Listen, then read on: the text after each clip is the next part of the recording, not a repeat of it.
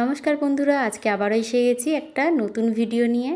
আজকে আমি একটা ডাল বানাবো, তাই চলে এসেছি।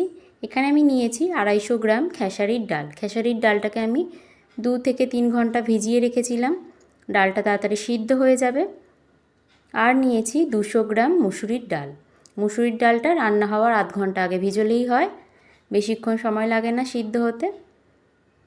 আর নিয়েছি 2 চামচ ধনে, 1 চামচ জিরে, 1 চামচ গোটা কালো গোলমরিচ, আর নিয়েছি কতগুলো শুকনো লঙ্কা। এটাও আমি একটু জলে ভিজিয়ে রেখেছিলাম, জল ছেঁকে তুলে নিয়েছি। এখানে জল চাপিয়ে দিয়েছি, একটু ঢাকনা চাপা দিয়ে দিচ্ছি, জলটা একটু গরম হয়ে যাবে। জলটা হালকা গরম হয়ে গেছে, এইবারে খেসারির ডালটা আমি দিয়ে দিচ্ছি।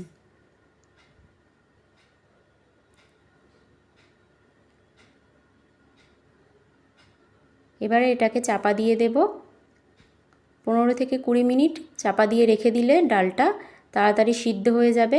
গ্যাসের ফ্লেমটা আস্তে করে দিলেই ডালটা একটু তাড়াতাড়ি সিদ্ধ হয়ে যায়। অর্ধেক সিদ্ধ অবস্থাতেই আমি ডালের চাপাটা খুলেছি, অর্ধেকটা সিদ্ধ হয়েছে ডালটা। এবারে এই পর্যায়ে আমি দিয়ে দেব মুসুরির ডালটা।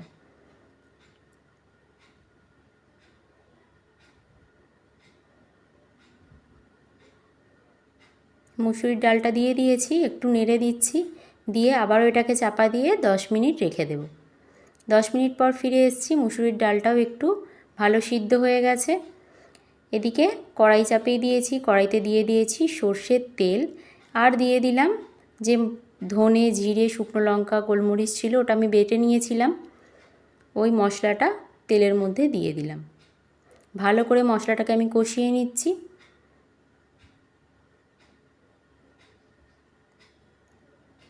দিয়ে দিলাম 1 চামচ হলুদ গুঁড়ো,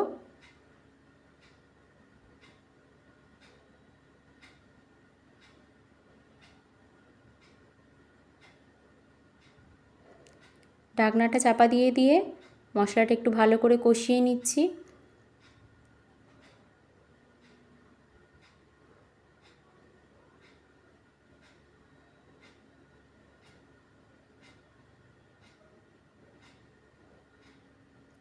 কড়াইতে মশলাটা আমার ভালো করে কষানো হয়ে গেছে, ওটা নামিয়ে নিয়েছি। ডাল সিদ্ধ হয়েছিল যেই পাত্রটা, ওটা আবার বসিয়ে দিয়েছি। এখানে আপনারা একটা পাতা দেখতে পাচ্ছেন, এটা আসলে আমার বাড়ির একটা অনুষ্ঠান, রান্না পুজো, তার ডালটা আমি বানাচ্ছি। এটা একটা নিয়ম, ডাল সিদ্ধর মধ্যে একটা পুঁই শাকের পাতা দিতে হয়, তাই ওটাই দেওয়া আছে। ডাল সিদ্ধ ডালটার মধ্যে আমি কষানো মশলাটা দিয়ে দিচ্ছি।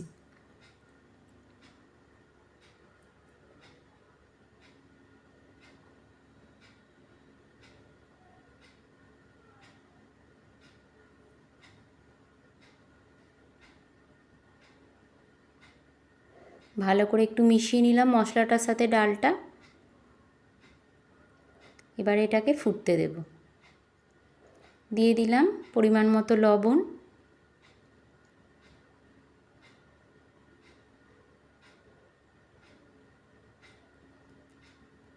দু 4 মিনিট হাই ফ্লেমে গ্যাসটা রেখে ডালটা ফুটিয়ে নিয়েছি। এবারে দিয়ে দিচ্ছি নারকেল কুড়ো। নারকেল কুড়ো দিয়ে আমি আবারও একটু ডালটা ফুটিয়ে নেব।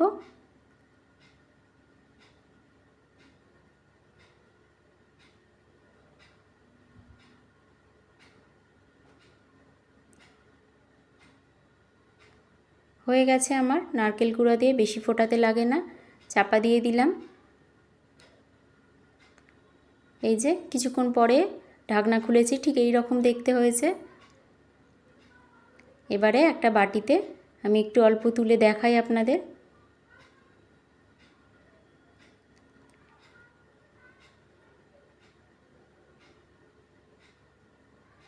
এই যে ডালটা ঠিক এই রকম হয়েছে। আমার ভিডিওটা ভালো লাগলে অবশ্যই একটা লাইক করবেন, কমেন্ট করবেন, শেয়ার করবেন, সাবস্ক্রাইব করে দেবেন আমার চ্যানেলটা। দেখা হবে আবারও কোনো অন্য ভিডিওতে। আজকের মতো এই পর্যন্তই, টাটা।